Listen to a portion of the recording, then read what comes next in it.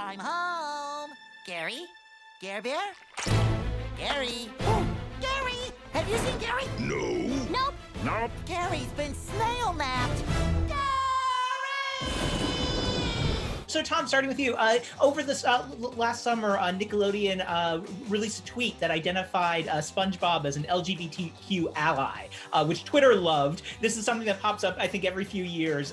Do you have a particular stance on the character's identity in that? Yeah, you're right. It does seem to be kind of a cyclical thing that comes up, every so often. But really, it's just that's not really a part of his character, right? I mean, he's not really aware in that sense whatsoever. Like SpongeBob doesn't really feel lust, he's not like Pepe Le Pew or anything, you know what I'm saying? So it's kind of not even a part of who he is, but I am proud that people of all stripes, including people who might at times feel disenfranchised or whatever, look to SpongeBob as somebody they can identify with and who's inspirational or at least enjoyable. That's really warms my little holy heart.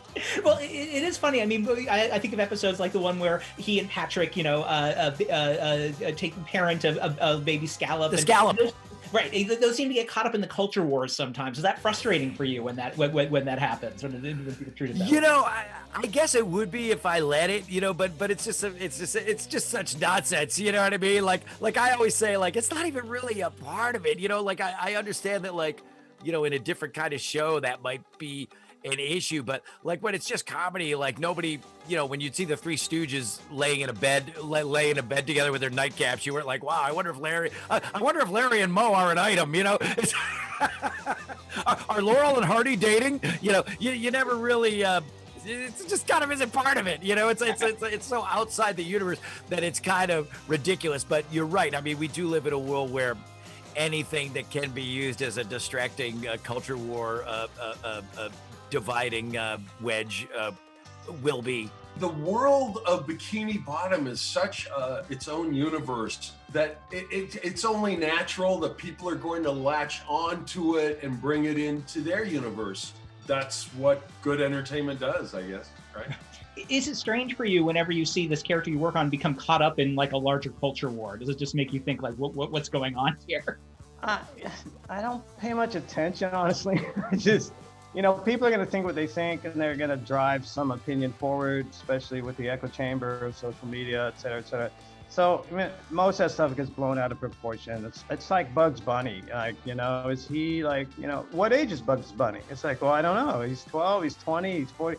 These things, they don't really matter that much for me, just personally. So I'm kind of gender blind or whatever when it comes to a character, because it's more about what's in their heart for me. Reggie, is that something that's always spoken to you about the franchise, the SpongeBob franchise, the sense of inclusion and diversity that's on display in it? For the crash course that I had in SpongeBob, I got a pretty huge dose of it in a very concentrated amount of time. Yeah, I mean, the consistency is that it's its own world, and all the characters are just characters to me.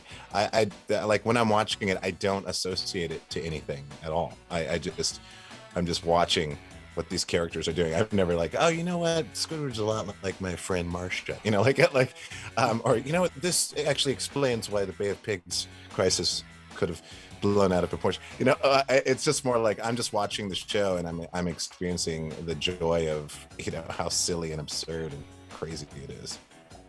Well, it's good that we are more and more inclusive. It's always good to have that sort of thing, to recognize and acknowledge and respect all different groups. So yeah, I mean, I think the more the merrier here, Of course it's inclusive. Of course it's an ally. Of course it doesn't ask any judgment. It's just a cartoon TV show, and there's no reason why we have any politic here. There's no culture war in Bikini Bottom. Come on. Steven Hillenburg, the creator, who always created a very diverse and inclusive show. That was definitely one of his legacies with making SpongeBob. Is that something that you're happy to see continue in this film, in Camp Coral? Is that part of it that really warms your heart? Oh, very much so. It still blows my mind just how amazing he really was, that he could create this whole world. It's mind-blowing how much life he just gave everything, not only in his writing and his characters and his art, but in how he cast the show too. Because he really had a gift all the way around, like pulling the people together that he pulled together for his team. It's magic.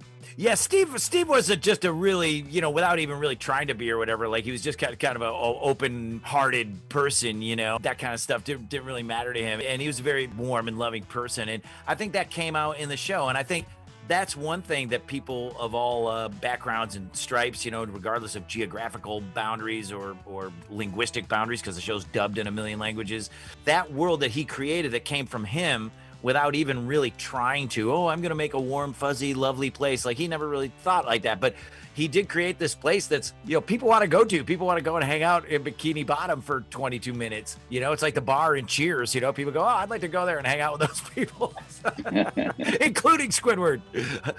I think I could get through to him.